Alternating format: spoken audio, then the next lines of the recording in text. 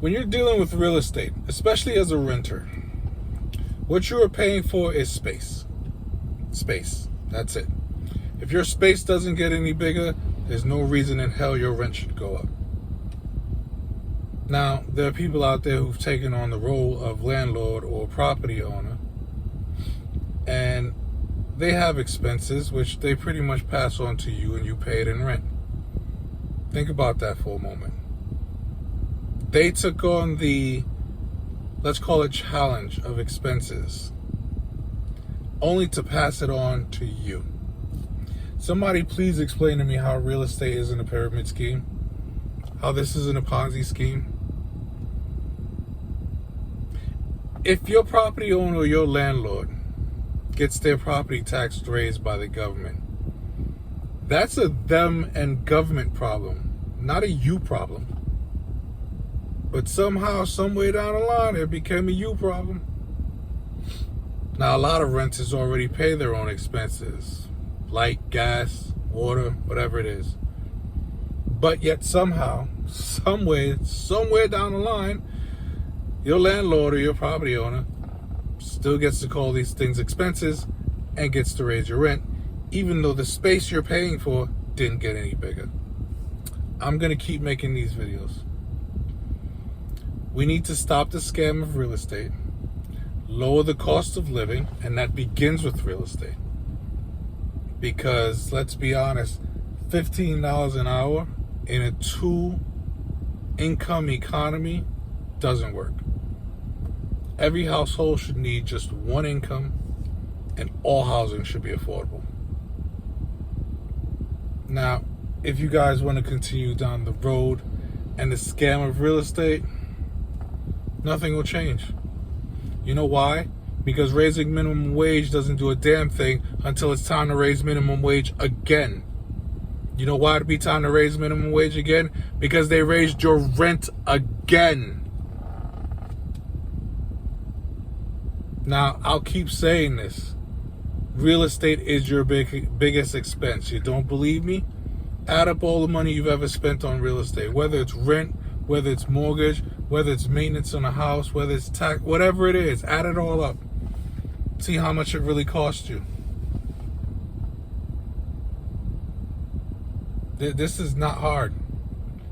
I'll keep repeating these things. Oh, and for you so-called property owners, you homeowners out there, you own nothing.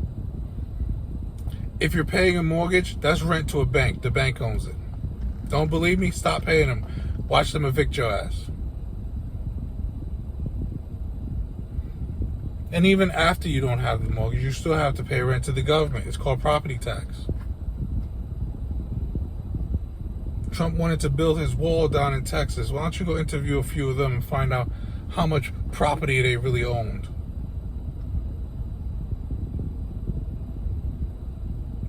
I don't know how else to say this. You want to help small businesses? You want to help single moms? You want to help single dads? You want to help people just starting out in life? This is where it starts, real estate. Now everybody gets mad at me when I say things like real estate is designed to separate us. You're going to tell me that your neighborhood is not segregated. Your neighborhood is very diverse. Then I go into your neighborhood and it's all kind of signs of gentrification taking place. There's a reason politicians don't bring up this topic. You know why? Because this is what keeps them in office. If they can keep people separated, they can draw up districts and keep their supporters in one district and keep jackasses in office who have no business being in office. See, if neighborhoods were really diverse instead of segregated, politicians would actually have to show up with ideas and show that they can get those ideas done. There's a reason people are lifetime politicians. It's called gerrymandering. Gerrymandering only happens because of gentrification and segregation. You think segregation ended? No, segregation never ended. Segregation turned into you can't afford to live here. Somebody explain to me why a janitor can't live next to a doctor. And some dumbass is going to go, that's not true. People in America, people can live wherever they want. Really? Really? I've asked this question before, and I'll ask it again. If you had the means to live anywhere you want, would you live where you are right now? I don't even need a response to that, because only you know the truth to that, the truthful answer to that question. But I can guarantee most of you would say no, you'd move somewhere else. Real estate. It's a scam that needs to be fixed. But then again, some of you like the system you live in. Let's be honest. You like the fact that your neighborhood is a certain persuasion. And some of you are going to go, well, no, I live in a diverse neighborhood. That's fine. I used to live in a diverse neighborhood too. It's not the norm, it's the exception. Because even when you go somewhere diverse like California or Florida or New York, Florida is the perfect example. Such a diverse place, yet they're kind of known for having Little Havana and Little Haiti. New York has Little Italy, Chinatown, Little Guyana. If you know New York, try saying that real quick. If you know New York, then you know exactly what I'm talking about.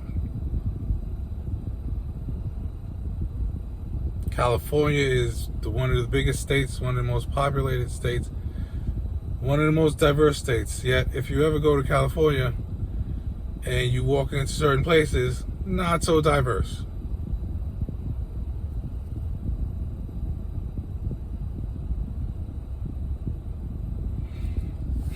I don't know how else to keep saying this.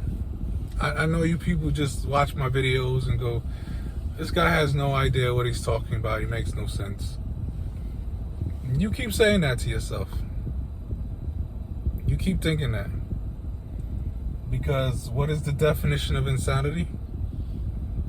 Doing the same thing over and over and expecting a different result.